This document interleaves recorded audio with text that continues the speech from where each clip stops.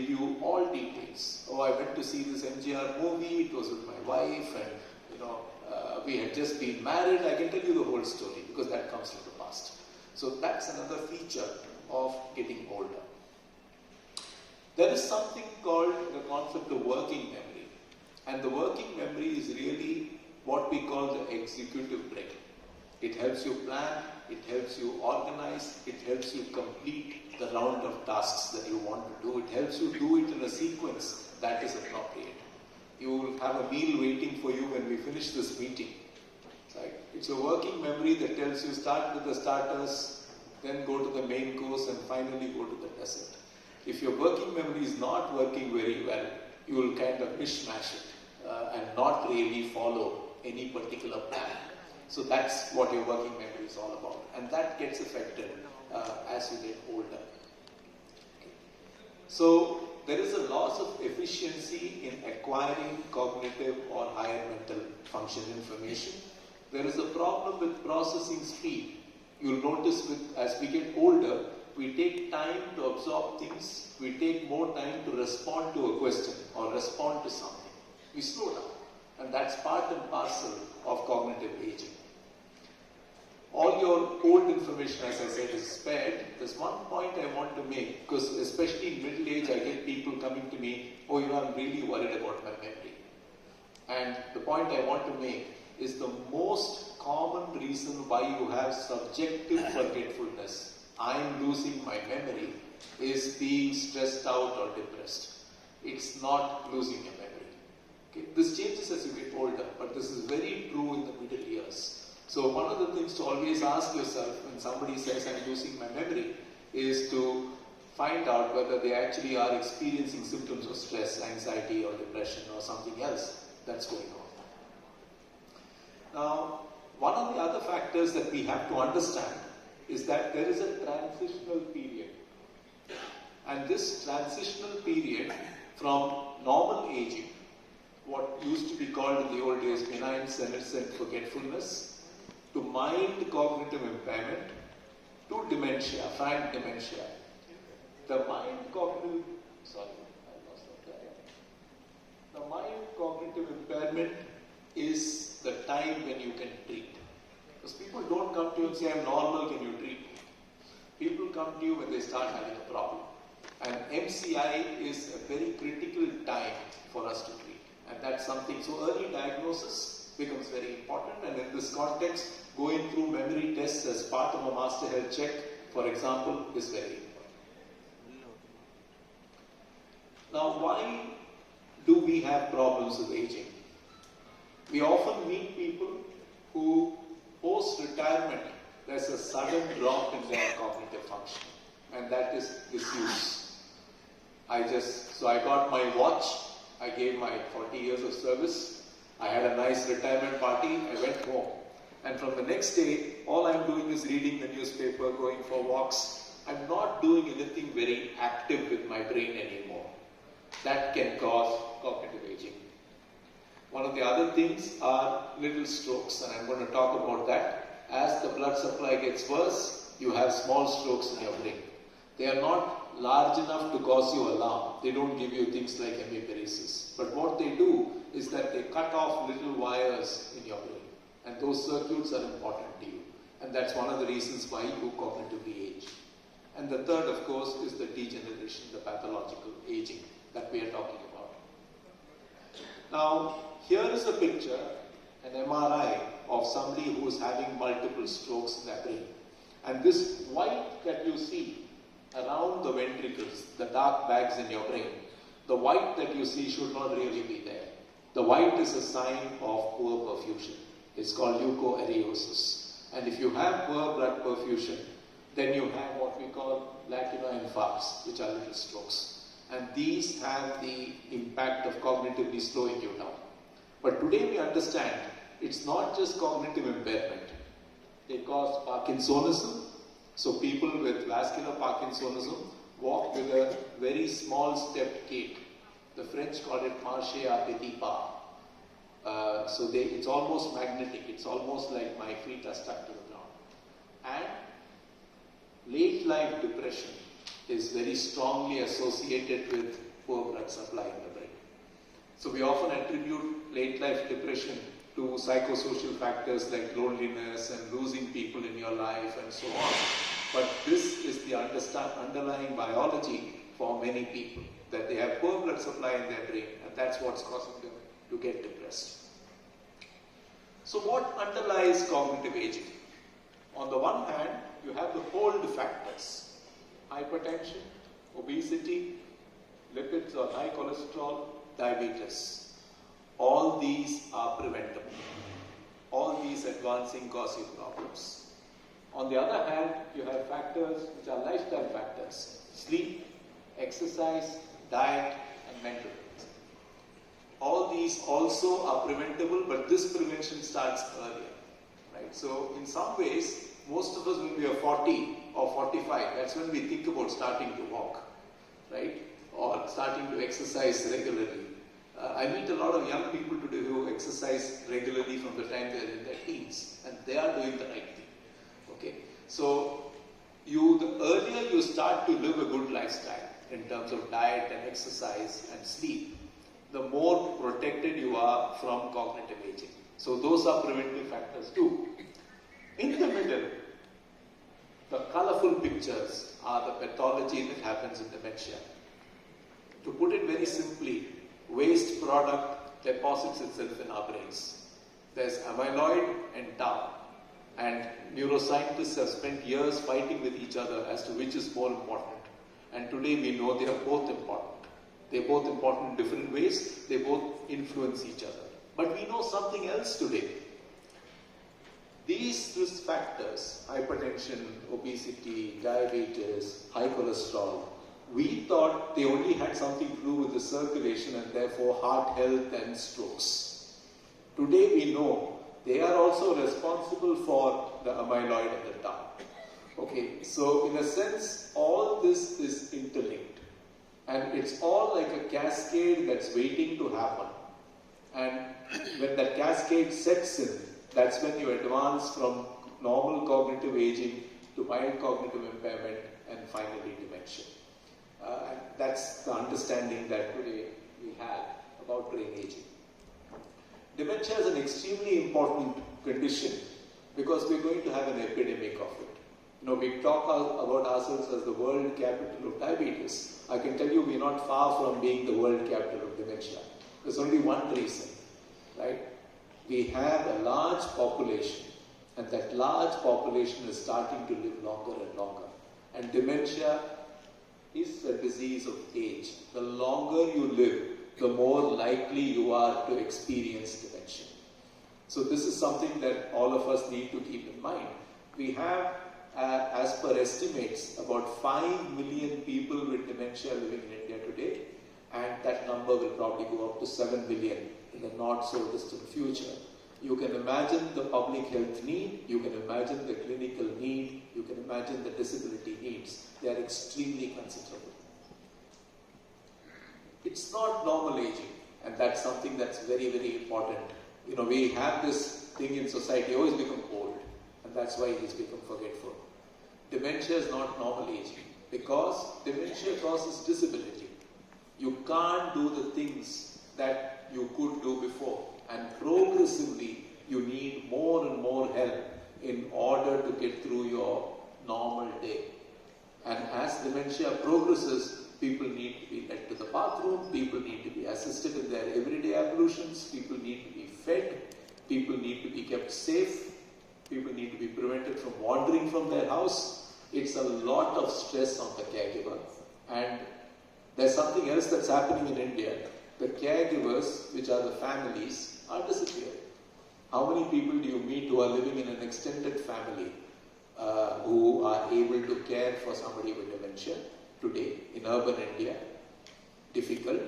And if you look at people who are middle-aged like myself, I don't know who will be there to care for me if I get dementia. Right? So this is a challenge that we are not addressing, and that's one of the reasons it's a scary epidemic, because the needs are going to be so great. These are global trends, and what I'd like to emphasize here is that deaths are affected, The blue line is India, and you can see it is always growing. Okay? So deaths are affected. Your disability adjusted life years, which are an index of how long you will live with disability, those are increasing. Prevalence is growing. And if you think about it, the demography of India is changing, and with that, the problem of dementia and the associated issues are growing. The problem of brain aging is growing. We've had studies in all these places. Very happy to say that Chennai was something that we did many, many years ago. Both urban and rural populations are affected by dementia. This is something that we have to understand. And the other thing that we have to understand is that the causality is multifactorial. The good news is what I was telling you about the hold factors and the lifestyle factors. Dementia is preventable. Okay? So dementia is real. It's a disease. It's not normal aging, but it is preventable. And this is something that we all need to keep in mind. Now, here's another very interesting fact. As you get older, see how many disorders you gain. So it's not just wealth that you might gain, not just weight that you might gain.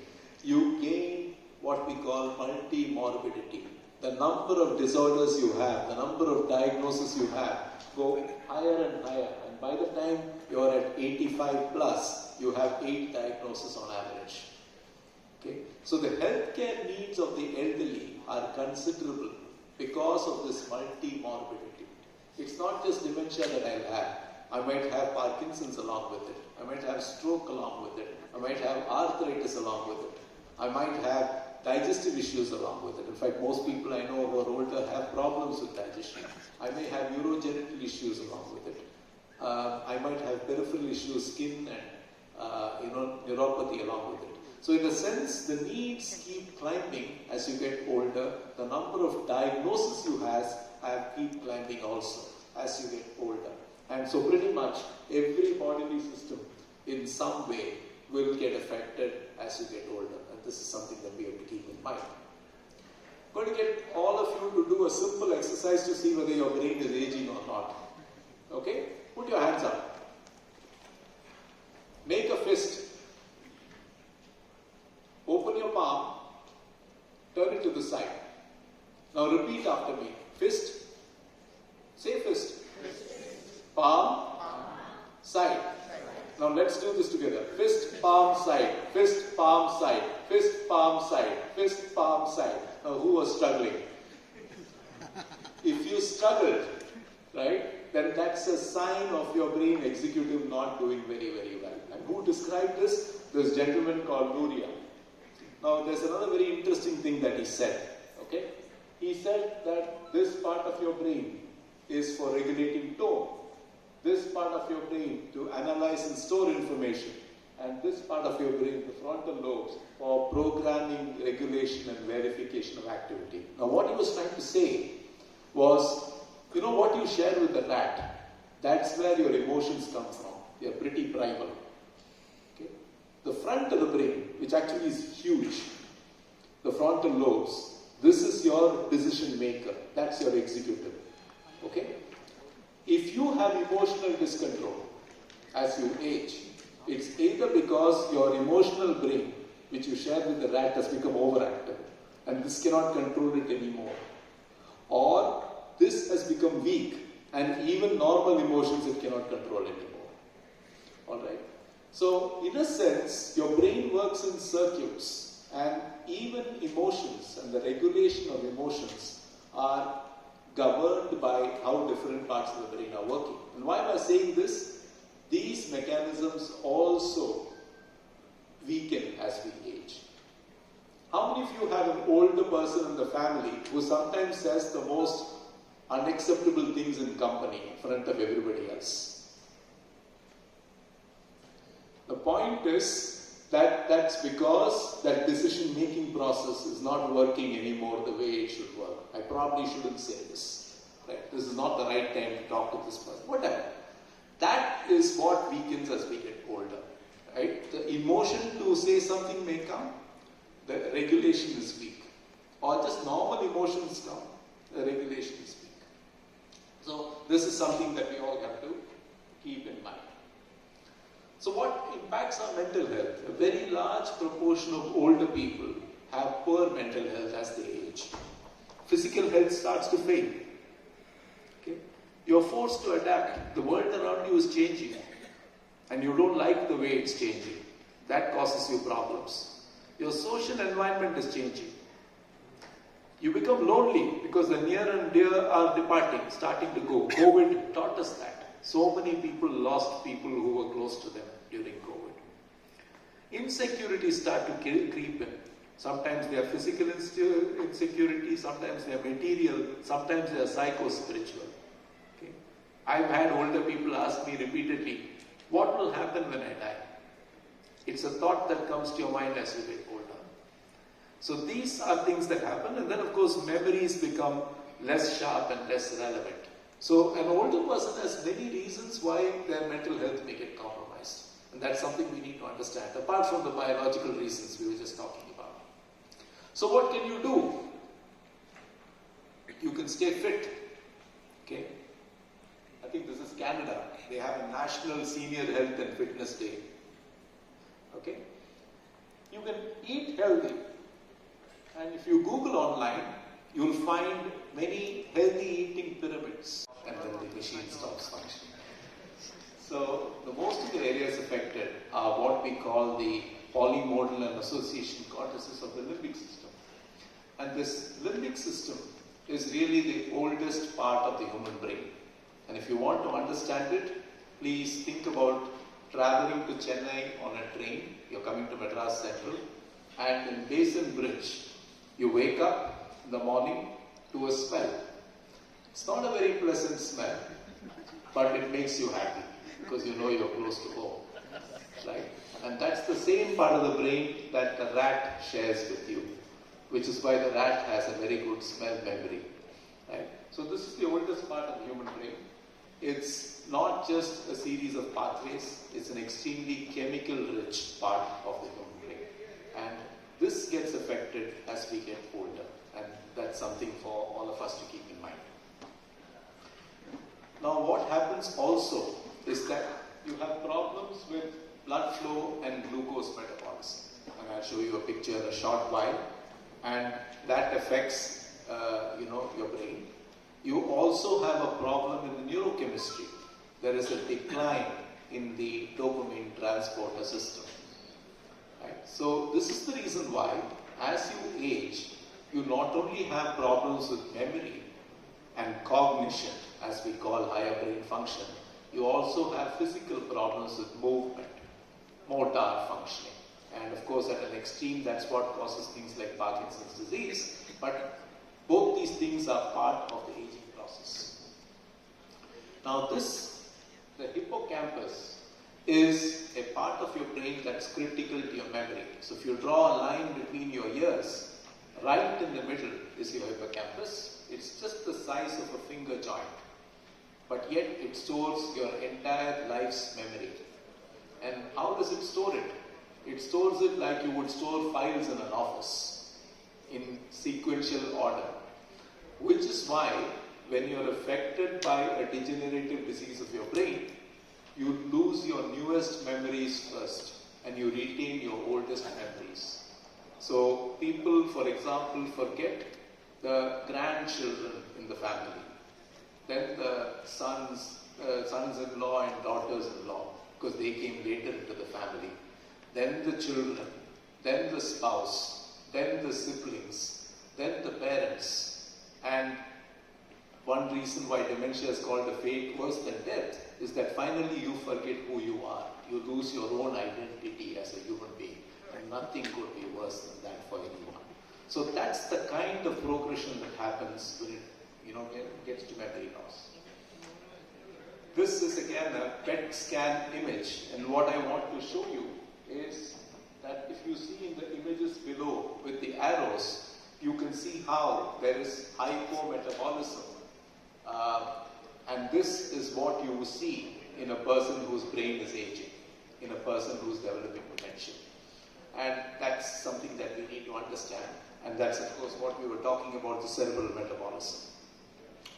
What happens also as you get older, picture this, a young person's going to the airport to board a flight.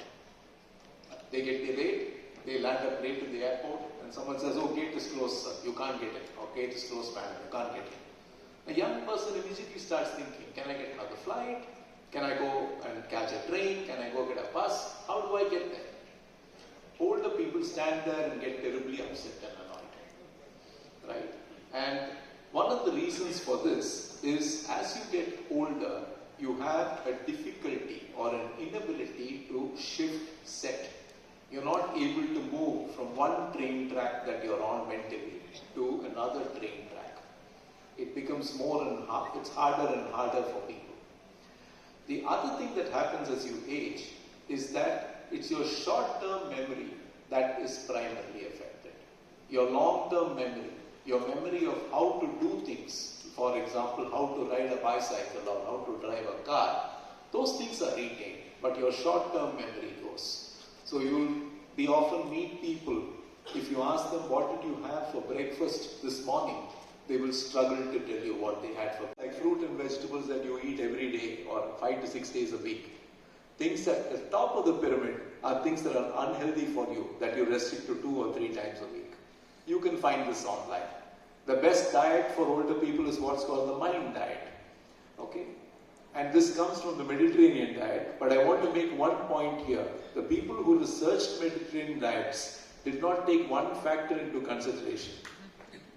They are consumed in salubrious surroundings, in company over 3 or 4 hours. So eating a Mediterranean diet like that and running to work in 10 minutes is probably not going to protect your brain. You'll have to not just eat the Mediterranean diet, you'll have to live the way people in the Mediterranean regions do in order to protect your brain. And that's something that most of us find very difficult to do in a country like ours. Okay. So, all we've had till now are drugs that influence neurotransmitters. And today if you go to a hospital with dementia, what you're getting is this. We have non-pharmacological therapies.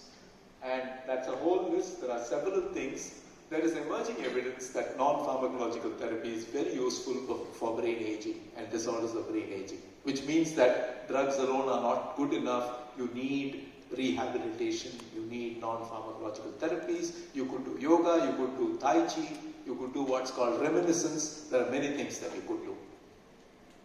Today we have a very exciting world of neuromodulation that's developing. And neuromodulation has great potential, stimulating your brain using a strong magnetic impulse or an electrical impulse, or even giving yourself oxygen. These are things that actually can improve your brain function. So there is emerging evidence and a lot of interest there. But finally, that's the article that came out in the Hindu in which I collaborated a few days ago. There are new biologicals. And what do? They address antibodies. Okay? And in a sense, if you think about it, they are trying to eliminate the waste products that have got deposited in your brain in excess. And that's the most exciting thing that's happened in dementia care. There was one called aducanumab. It did not show such a great effect despite accelerated approval, but we have lecanemab, which today is being looked at with a great deal of positivism. So these are new treatments. There's a different way of treating, and it's a little more in line with what Professor Ludger was talking about rather than many of the other therapies that we've been doing till now. What Dr. Rohini was saying, we have a Buddhic philosophy. Medical care, especially for vulnerable populations like disabled children with developmental disorders, elderly with neurodegenerative disorders, it has to be in harmony. I don't believe it's an either-or approach that's going to work. It's a multidisciplinary, multi-component, holistic approach that is going to help people with disorders of aging, but also right across the lifespan, people with any form of chronic disease. And so I'd like to stop by encouraging all of us to open our minds, to aging, to dementia, to the possibility of multidisciplinary holistic care, and finally and most importantly, because we are hosting the Neuropsychiatry Roundtable, to neuropsychiatry as a specialty. This borderland between neurology and psychiatry is actually not small. It's very large, and there is going to be a time when all these disorders will need this kind of integrated thinking and approach that we've been talking about right through today. With that, I'll say thank you very much. Thank you.